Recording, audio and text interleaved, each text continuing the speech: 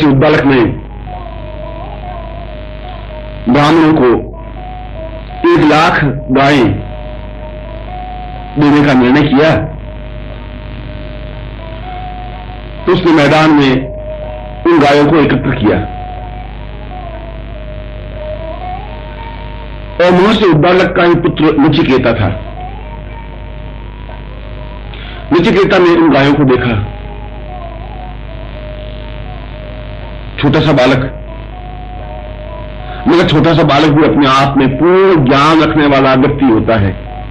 कोई बालक छोटा नहीं होता, कोई बालक वृद्ध नहीं होता। आयु और मन दोनों अलग अलग चीजें हैं। हो सकती है कि किसी बालक की आयु 5 वर्ष की हो और उसकी मन की अवस्था, ज्ञान की अवस्था 100 साल की हो। प्रहलाद की शारीरिक अवस्था तो 5 साल की थी, मगर उसके पास जो ज्ञान था वो 100 साल की आयु का था। और ऐसे कई वृद्ध हैं जिनकी आयु तो 100 साल की, 80 साल की, 90 साल की है, मगर उनकी बुद्धि, उनका मन केवल 5-7 साल का ही है। इसलिए दोनों अलग अलग मार्ग हैं। ये जरूरी नहीं है कि 5 साल के बालक के मन में भी 5 साल का बालक 5 साल का मनुष्य रखता हो, 5 साल की बुद्धि रखता हो। ये दोनों अलग अलग सरणियां हैं। इसलिए प्रत्येक बालक अपने आप में वृद्धावस्था छिपाए हुए होता है। प्रत्येक बालक के मन में पूर्ण ज्ञान की एक संता प्रभुत्व होती है और प्रत्येक वृद्ध के मन में भी एक बालक छिपा हुआ होता है। इसलिए 60 साल और 70 साल की आयु के बाद वृद्ध ठीक उसी प्रकार से आचरण करने लग जाता है जैसे बालक करता है। उसी प्रकार से जिद करने लग जाता है, हट करने लग जाता है, खाने के लिए दौड़ने लग जाता है, भूख उसको सहन होती नहीं, प्यास उसको सहन नहीं होती, छोटी छोटी बात पर रोना लग जाता है, छोटी छोटी बात पर झुलकने लग जाता है और उसकी सारी हरकतें ऐसी हो जाती है जैसे 5 साल के बालक की हो। और 5 साल के बालक में भी मन स्थिति 80 साल की स्थिति हो सकती है। और नचिकेता के, उस 5 साल के नचिकेता के हृदय में भी 80 साल का वृद्ध 80 साल का ज्ञान बोल रहा था। उसने देखा उन गायों को, उसने देखा कि मेरे पिता उन गायों को दान दे रहे हैं, मगर वे गायें अत्यंत दुर्बल हैं, अत्यंत कमजोर हैं, उनके दांत गिर गए हैं, उनका दूध दूध लिया गया है। अब उस स्थिति में है कि अब उनके थनों में से दूध नहीं निकल सकता। दूध की एक एक बूंद गाय के थनों से निकाली जा चुकी है और उस हालात में वे गायें पहुंच गई हैं कि अब यदि वे घर में रहती हैं तो केवल चारा खाती है, पानी पीती है, मगर दूध नहीं दे सकती, क्योंकि वे वृद्ध हो गई हैं, क्योंकि वे अशक्त हो गई हैं, क्योंकि वे कमजोर हो गई हैं, क्योंकि वे मृततुल्य बन गई हैं।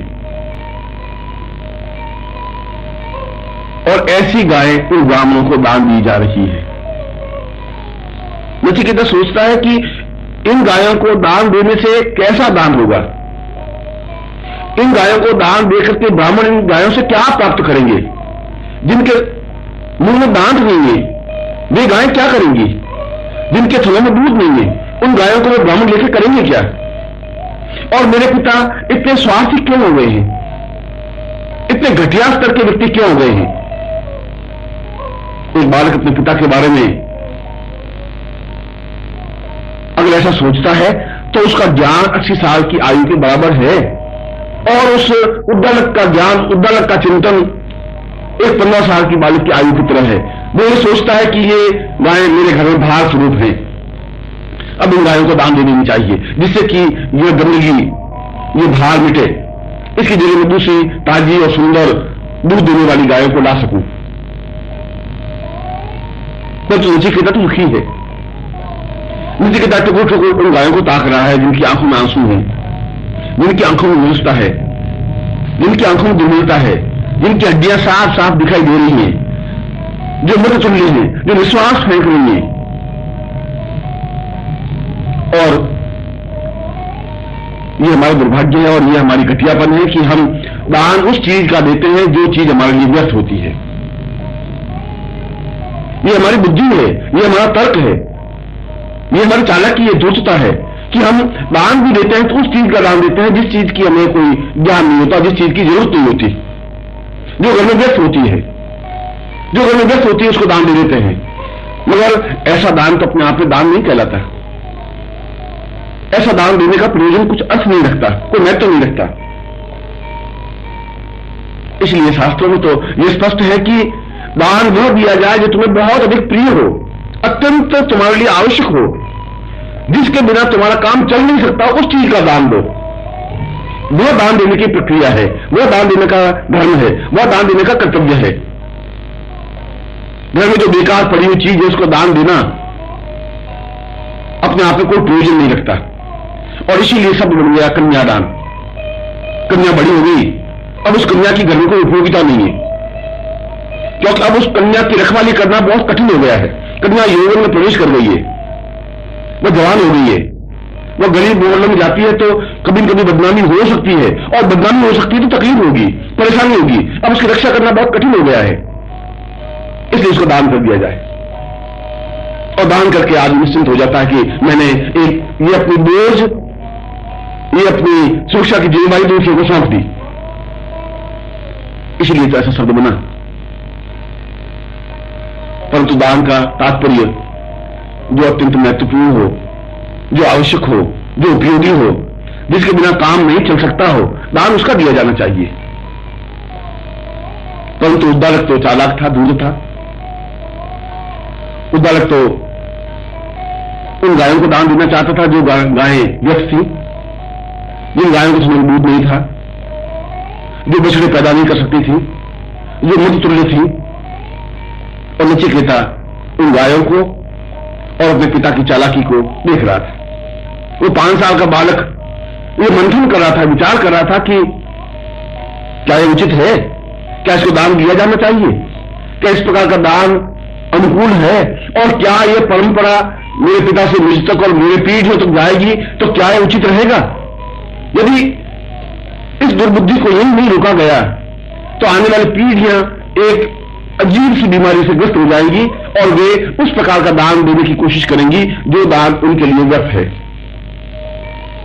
वह पिता के पास गया, नचिकेता उद्दालक के पास गया और हाथ जोड़ करके पिता को पूछा, कहा, आप ये गाय दान में क्यों दे रहे हैं?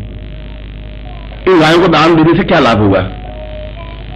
ये गाय तो वृद्ध हो गई है, अब ये गायें सुंदर बछड़े उत्पन्न नहीं कर सकती, अब इन गायों के थनों में दूध नहीं है, अब इन गायों के शरीर में मांस नहीं है, रक्त नहीं है, ये मृततुल्य हैं, ये 1-2 साल में मर जाएंगी। इनको दान देने से ब्राह्मणों का क्या हित होगा? ब्राह्मण इन गायों को लेकर क्या करेंगे? और ब्राह्मण तो लालचवश इन गायों को ले भी लेंगे या भयवश ले लेंगे कि राजा दान दे रहा है, नहीं लेंगे तो कल राजा दुख दे सकता है, तकलीफ दे सकता है, आगे निकाला कर सकता है। वो भय के मारे या लालच के मारे इन गायों को दान में ले लेंगे। मगर आप ये गायें दान में क्यों ले रहे हैं? इन गायों को दान देने का क्या प्रयोजन है? क्या यह उचित है? क्या यह मर्यादा अनुकूल है? एक छोटा सा बालक अगर पिता को ऐसा प्रश्न करे तो क्रोध आना स्वाभाविक है, क्योंकि पिता तो क्रोध है। पिता ये समझता है मैं बड़ा हूं इसलिए क्रोध करना मेरा धर्म है, मेरा कर्तव्य है, मैं क्रोध कर सकता हूं।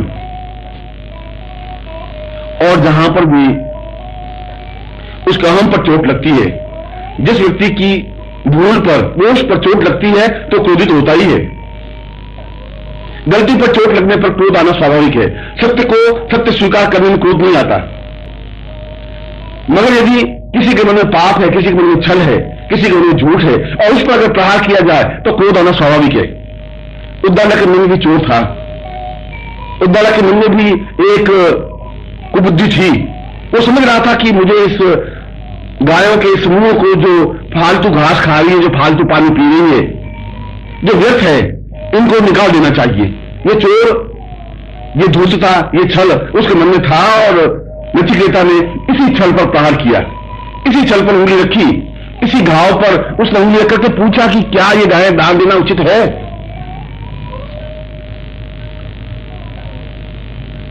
उद्दालक को क्रोध आया और क्रोध के मारे आंखें लाल करके गुस्से के द्वारा दोनों मुट्ठियों को भीनीज करके, इसलिए कि ये छोटा सा बालक मेरे सामने खड़ा होकर जबान लड़ाता है, बड़े बड़े महीपति जब मेरे सामने सिर ऊंचा नहीं उठाते तो इस लड़के की इतनी बुद्धि, इतनी हैसियत कि ये मेरे सामने खड़ा हो, मुझसे आंखें लड़ा करके बात करे, इसको क्या मतलब है मेरे काजों में टांग अड़ाने की? इसको क्या जरूरत है जो मैं कर रहा हूं उसके बीच में व्याघात उत्पन्न करने की? ये कौन होता है? अगर पुत्र भी है तो ये बीच में क्यों पड़ रहा है? और उसने फटकार दिया। नचिकेता ने हाथ जोड़ करके प्रश्न किया कि यदि इन गायों को, जो बेकार की गायें हैं, इनको यदि आप दान दे रहे हैं, इसलिए दान दे रहे हैं कि ये सब व्यर्थ हैं, आपके घर में भार तुल्य हैं, तो क्या मैं कभी भार तुल्य बन जाऊंगा, व्यर्थ बन जाऊंगा, तो क्या आप मुझे भी दान दे देंगे? एक बड़ा तीक्ष्ण प्रश्न था, एक बड़ा ऐसा प्रश्न था कि जिसका उत्तर अपने आप में कुछ नहीं, कि क्या मैं कभी वृद्ध हो जाऊंगा तो क्या फिर मुझे भी दान दिया जाना चाहिए? क्या मुझे भी आप दे देंगे? और दे देंगे किसको देंगे? आप मुझे दान देंगे तो ब्राह्मणों को देंगे, और क्या मुझे दान दे देंगे? उद्दालक तो क्रोध के घोड़े पर सवार था, सारा शरीर क्रोध व्याप्त था, सारा शरीर लाल सुर्ख था। उसने कहा हाँ, मैं तुझे भी दे दूंगा, अगर तू बाहर शुरू होगा तो मैं तुझे भी दे दूंगा। नचिकेता ने कहा आप किसे देंगे? मुझे कौन स्वीकार करेगा? दान कौन लेगा? आप मुझे दान में दे भी देंगे तो कौन लेगा? आप किसे देंगे? और क्रोध के बारे उद्दालक कहता कि मैं तुझे मृत्यु को दे दूंगा, जा तू मृत्यु के पास जा। उद्दालक ने तो क्रोध में यह बात कही। नचिकेता ने पिता की आज्ञा को स्वीकार किया। अंतर था दोनों में।